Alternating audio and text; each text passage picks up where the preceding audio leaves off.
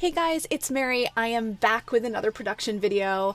Firstly, I wanted to mention I am working on my first entirely written by me 10-track solo album that's going to be released next year, and I'm really having a great time on that. So there'll be lots more production videos to come.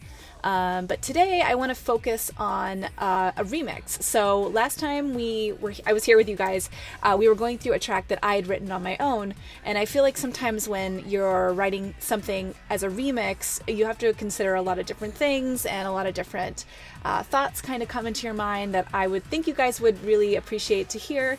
Again, I just want to preface this by saying I've been writing my own music and producing my own music for about 4 years now, so I still consider myself a beginner. A lot of these tutorial videos are really for people that are just starting out, and then maybe it might give you guys some ideas if you're going to do a remix of your own. So I still think the information is valuable, and I hope that you guys enjoy walking through this remix with me. Anyways, more about the remix. So the remix is coming out tomorrow, December 6th. It is by a band called Sick Jokes. The original is by a band called Sick Jokes, and this is my interpretation of their song Drugs. It's going to be out on Cop International, and you can also get it on Bandcamp and Spotify and Apple Music and all the other streaming platforms. So I hope you guys will check out the original, and I hope that you'll check out and download my remix as well and help the band out because they're really great and they deserve to be heard. Okay, anyways, let's get into it, guys. Okay guys, here we are back again with my DAW, and my DAW is Bitwig, if anyone is wondering what I'm using. I love this DAW, it's super easy to use. I don't actually use a lot of the new features that they added because I just find it to be so easy to use that I don't really even think it needs that much improvement. It's been great, so all the 4 years I've been using it. Anyways, I just wanted to get into talking about remixing, and when I get a remix stems from a band, what am I thinking? So one of the things I do when I get remix stems is I look through the stems. Firstly, I usually only use the vocals. I don't like to rely on any of the other instrumental stems. I just feel like it kind of pulls my direction too much, and I really want this to be the most organic interpretation of the song, and without really having much interference from the original song, because I want it to sound different. I think that's the whole purpose of doing a remix, is using as little stem as possible. But there's one thing I do look at when I get a remix kit, and that's, is there anything that's specific to the song that's kind of like an interesting like original piece? Like maybe it is a sound effect, or a maybe it's a sample, and I sometimes will pull that. That is something that I always kind of do if I get one, because I feel like it kind of brings you back to the original, but it doesn't copy it in any way. But for the most part, when I get stems from a band, I just ask for vocals, because I feel like vocals are obviously necessary, but they're the least, amount of information that I can receive about it before I decide to create the remix. The other thing I wanted to talk about is, before I do a remix, I very rarely listen to the original. Sometimes I'll put it on for like 5 seconds just to hear like what the bass line is doing, or like what the feel of it is. So I make sure that I'm not even going in that direction at all. But for the most part, the best part about remixing for me is at the end when I listen to the original, because that is like such a surprise for me. It's like opening a present, like, oh, how different did I go, in what direction than the original from the band, and I just love that surprise. Another thing I wanted to mention about this specific remix is the vocals were so great. They were crystal clear. I just absolutely loved the production on them. So they were really inspirational, because they were sort of done in almost like a kind of a, I wouldn't say like hip hop way, but sort of like, it sort of had that vibe to it. So it really helped me, especially when I was trying to decide like how the rhythmic pattern was going to go, or how I was going to do the percussion. It made it very easy for me because the woman's voice has a lot of like rhythmic feel to it. So it made it really fun to integrate the percussion into this one. So yeah, so and I'm trying to think if there's anything else I think of before I do a remix. Again, I just think it's best not to listen to the original. I think it's best to use the least information you can, and I think it's just best to let yourself not have any limitations by the original, and just to allow yourself to be creative and sit in that moment and interpret the song the way it is. And I will say that the original of this song is so different than the one that I did. It's so fun to listen to. So I urge you guys to go check out the original track, Drugs by Sick Jokes, which has already been released. This is the remix EP is what I was a part of, but you can already hear that one on Bandcamp, and you got to hear how different it is. It's really, really bizarre and awesome. So I was really happy. One other thing I like to do before I start a remix is I decide the style of the band. So a lot of times I'll go back and listen to some other songs that the band has, and if they tend to be more like guitar focused or more synth focused, I will kind of I will put my remix kind of in that vein. And for this band, they tend to be very electronic, but I almost feel like there is a bit of a guitar element to their stuff, and I like a rock element, and I really wanted to embrace that. So I will preface this by saying no guitars were used during this remix. It was simply software and just software and guitar amp plugins. So I hope you guys enjoy it. So let's start at the beginning, and you'll kind of hear what I'm talking about. So symptoms include shaking, shortness of breath, dizziness or fainting, down, shaking, body sickness. So that was like my intro, right? So what you're going to hear here is you're going to hear the sample that I used. So there was a sample involved with this like original stem pack. And I felt that it was like just a really awesome kind of like drug warning, kind of like pharma, like it's pharma ad. That's how I like marked it. But it's sort of like this kind of sound, Symptoms include shaking, shortness of breath, dizziness or fainting. I thought that was so fun. In the original track, you won't hear that like straight up front. They integrate it elsewhere, but I thought what a great way to start the remix is to start with that like part that sticks out like that, that kind of ties this remix to the original. And I feel like that definitely does it. Also, you're going to notice a riser. So in the beginning of my songs, no matter what I'm doing, I always love to kind of have that kind of anticipation where you're kind of leading into it and you're hearing like a riser sound. Symptoms include shortness of breath, dizziness or fainting. Right? So anyways, I love that. I also panned that. I love to pan my risers. I think they're really fun when you hear them kind of like go from speaker to speaker. It gives you more of like this winding, almost like snake kind of like sound that you're just like, ooh, it sounds really dimensional and really great. And another thing I did during this point was I do have my bass line coming in right at the beginning, if you can hear it.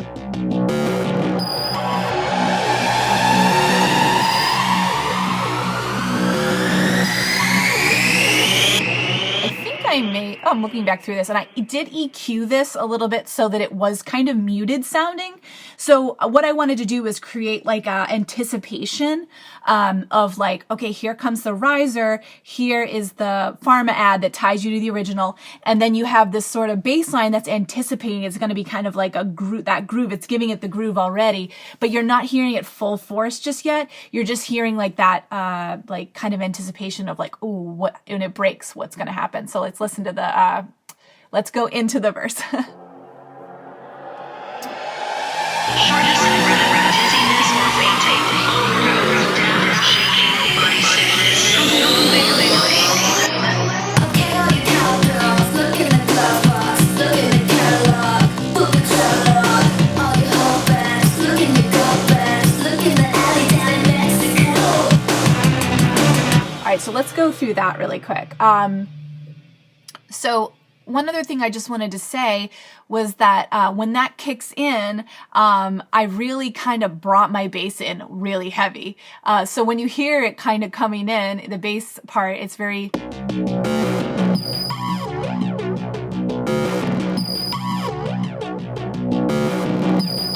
When you hear the bass line break.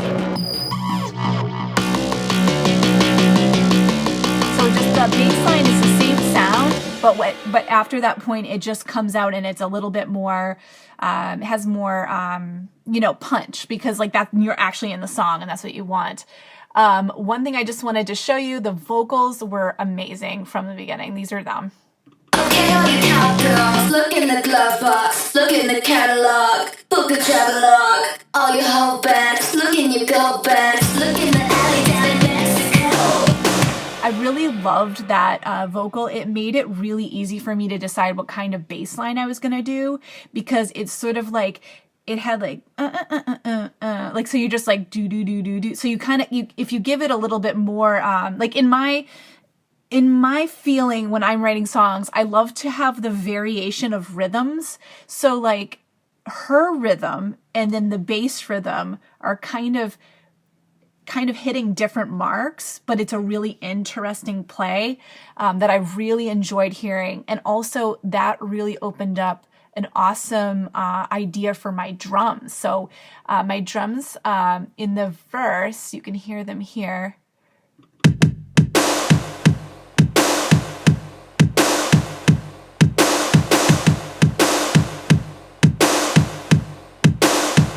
I really loved that like different kind of rhythm. I get really sick of doing 4/4 rhythm. I'm not sure what you guys feel about that, but I feel like in remixing, it's very like almost expected that you're going to just do boom, boom. And I mean, I think that's really fun, but like, and I think it's really great for DJs especially, but there's something about like kind of like that. I just feel like there's really like more of a feeling, and it's like really like, it's just, it has a really good, bit of motion to it that I really loved. I also want to mention one thing about my drums. Since I'm going to have some guitar elements coming in, or fake guitar elements, my snare, I really wanted it to sound natural. Because I feel like guitar and then like natural drums kind of just work together easily. So I feel like there was a no-brainer for me that my snare was going to sound a bit natural, like, and it wasn't going to sound... sounds like a bit like a drum that you would hear like at a rock show or something. On the snare, tons of reverb. I just really think the more reverb you add, the more like natural it sounds. Like it's also sound selection, but I feel like if you put reverb on your snare, and definitely double your snare, make sure that you have snares that are completing each other. I feel like you are going to get much more of like a natural feeling if that's what you're going for. So there's a tip for you. So anyways, let's go through it. I also have this little bit of this bass drop that kind of accentuates the 4 rhythm. So if you just like listen,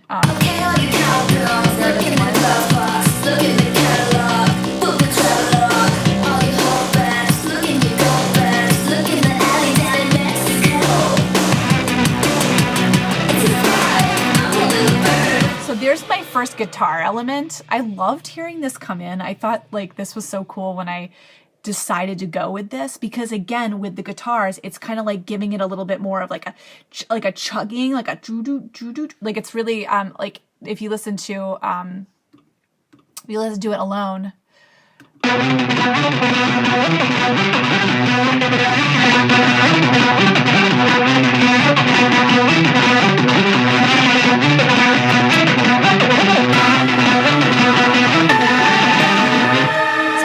I love that guitar. I just feel like it's so, like, almost has this like a fuzz kind of amp sound to it. So I use the plugin I used so the synth is Vital that I'm using for this sound, and the plugin is called Guitar Rig. So if you want to make like a guitar sound and you're not a guitar player, which is the case for me, I am very bad at like just playing instruments. in general. MIDI is life. So, but if you want to have a guitar and you don't want to be left out from that, you can easily just go into any sound in your soft synth and then add a nice amp plugin. I love Guitar Rig 7, specifically I used for this. It's got a great array of like different kinds of amp sounds, so you can really almost like add whatever you want. The thing I loved about the effect that I chose from the Guitar Rig was that it had quite a bit of reverb to it. So as my bass is up front, where you can hear doo-doo, doo-doo, you have this doo-doo, like you have the guitar come in, I'm just thinking about it melodically, but you have the guitar sounds and it kind of hugs the situation. Like with the reverb, it sounds further back. And so you get that sort of dimension where you feel like the bass is playing up front and the guitars are kind of coming around in the back. And I think the quickness of the guitar in that portion really brings the energy up for the second half of the verse, which leads you more gracefully into the chorus, because really you want to build that momentum. And whether that's using a riser or something like that, you easily can just do some, you can just do some different variations of energy with the instrumentation. So in this one, you'll hear here. So as you hear, it's the guitar for this. All right, so let's move forward. Look at all your cowgirls, look in the glove box, look in the catalog, book a travelogue. All your whole bags, look in your go bags, look in the alley down in Mexico.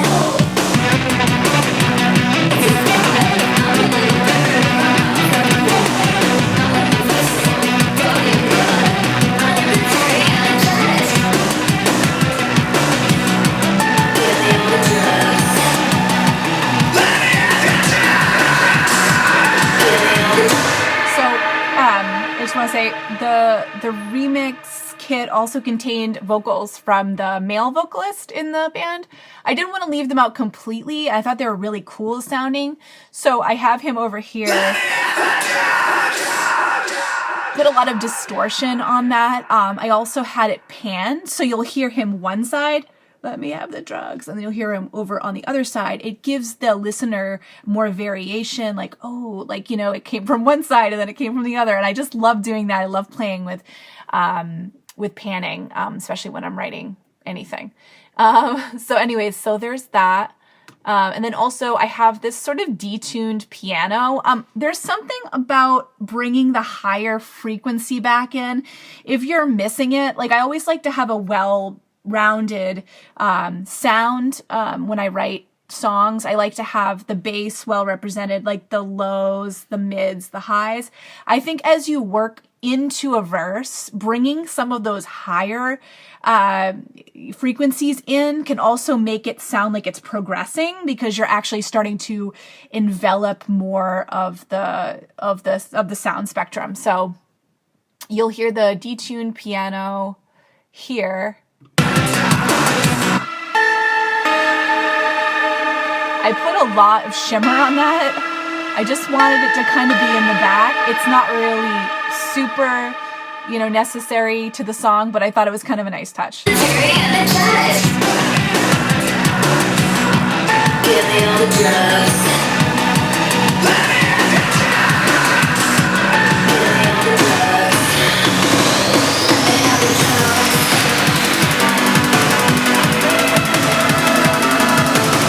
As you heard, my choice for bringing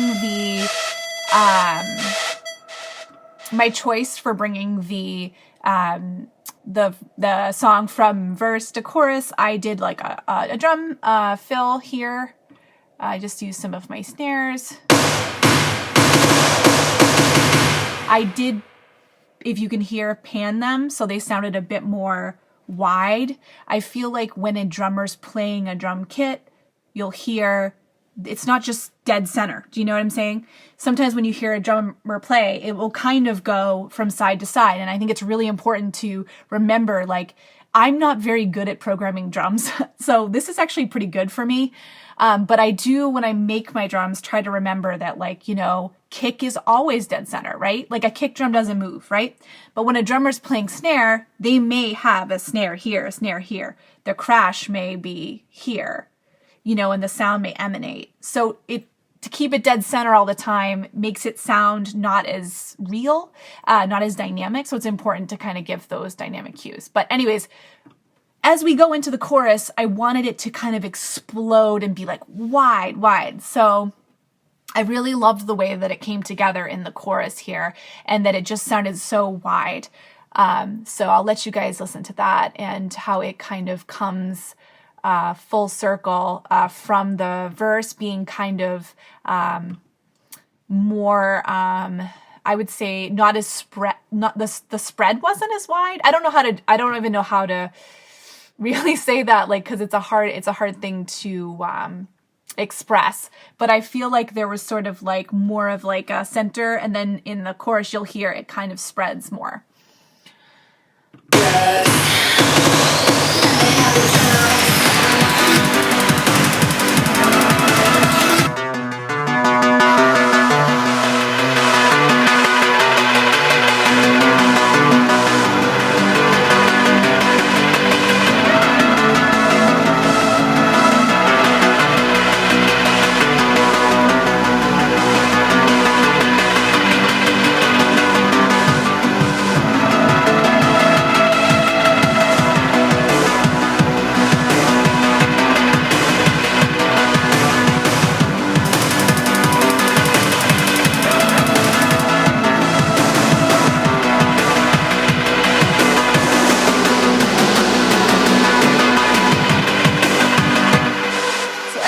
A few things about this.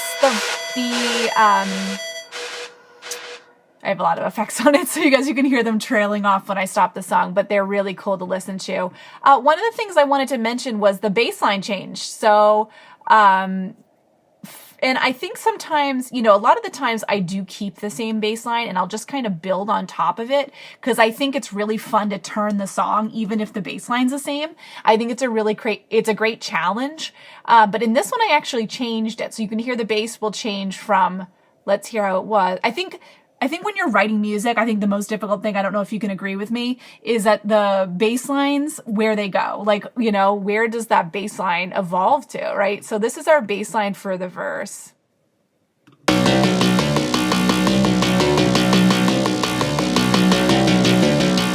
Really awesome. But then when you go into the chorus, this is the bass line.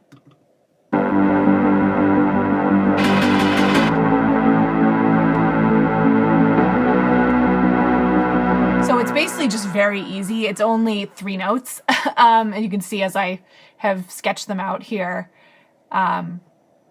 it went from something very interesting and very like syncopated just to basically an arpeggiated 8th note, boom, boom, boom, boom, boom, boom, boom, boom, boom. But it works. It really works. And sometimes I think simplifying the, like I also want to mention one other thing. When I was listening to the woman's voice and her, like her structuring of her words in the verse, she's okay, all you cowgirls, you know what I mean? She's like kind of like that. But then in the chorus, it's let me have the drugs. Like it's just very like easy. So I feel like keeping it and going like making it smooth out in the chorus was such an impactful thing. Then, having, and getting a break from that kind of groove, but having it like almost engulf you. And then all of a sudden, like here.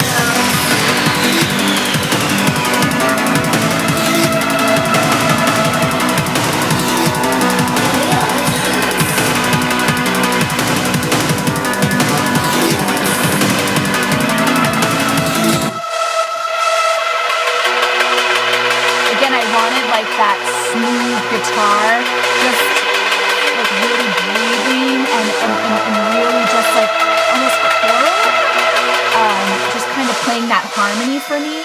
I just thought that was really beautiful, and I just love the way it sounds, almost like the guitar. Again, it isn't a guitar, it's just that soft synth through the guitar amp, but I really love that sort of like just softness. So let's move forward from that.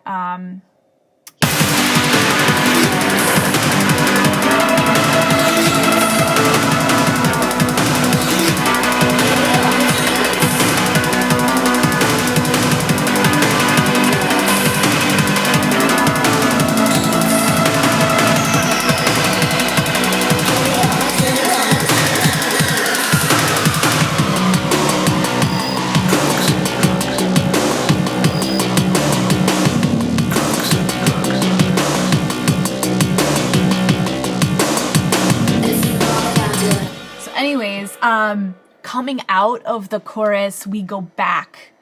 My transition piece was...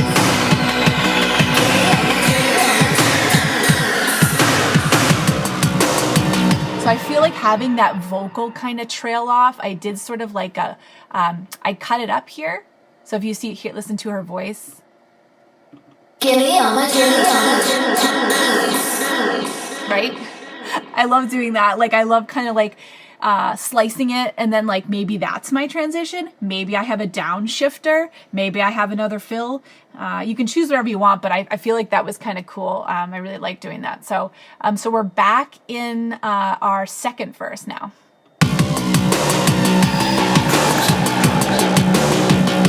This is another sample I got from the band. drugs.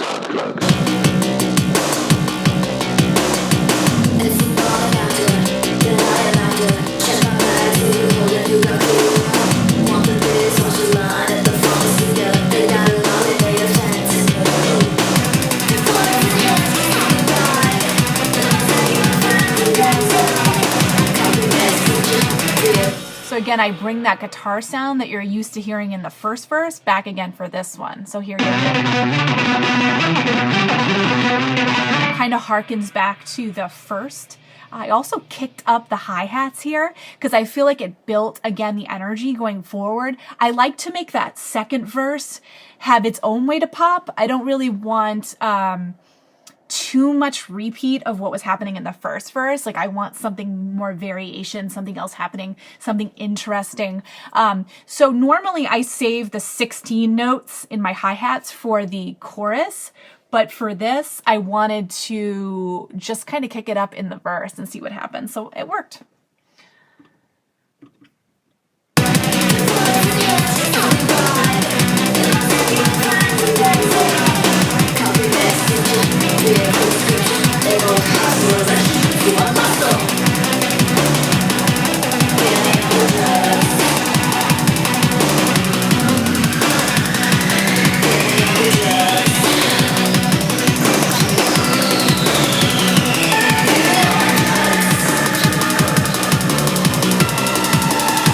Vocals playing off.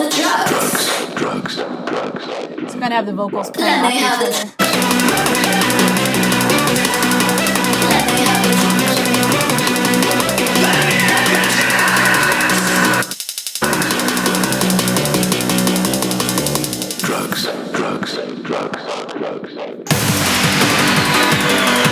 So again, like that, my transition into the second chorus was again sort of like a vocal thing, which I thought was kind of fun because you kind of hear it, like you hear the rest of the music stop, and then you just hear that jugs. I was like, really cool. I love that delay on that one.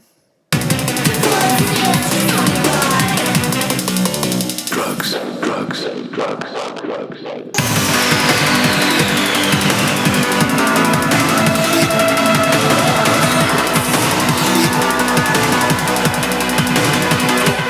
Also, I don't know if you guys hear this little bit I got in here, but maybe it's worth noting.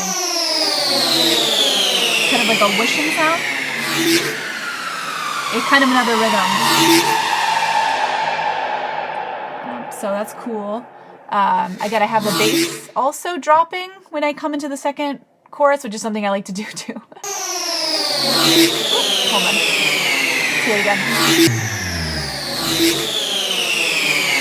Really nice little.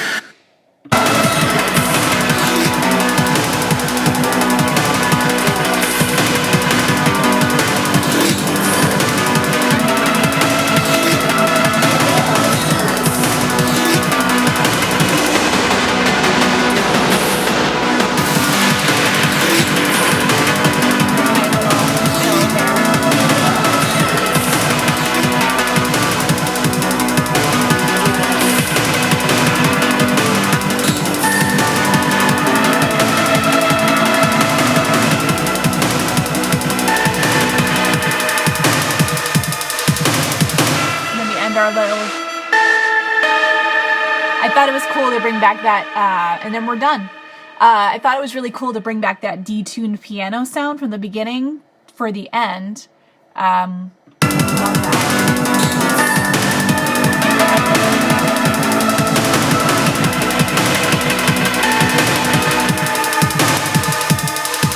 Another way I love to end remixes is sort of cut some of the parts out.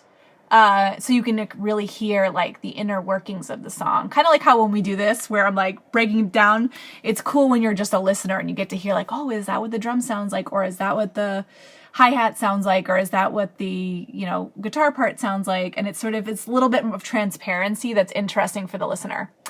Anyways, guys, I'm so excited that you tuned in. This one's a little bit shorter than my other ones, which I tried to do because I went on and on at the last one. But I hope you guys learned some things about how I approach remixing. And, if you're thinking of doing a remix, go for it. Like, it's not that difficult. Again, I hope that this helped and gave you some tips for how you might want to do it in the future. Again, the remix is out tomorrow, December 6th. On Cop International. It's from a band called Sick Jokes. The song is called Drugs.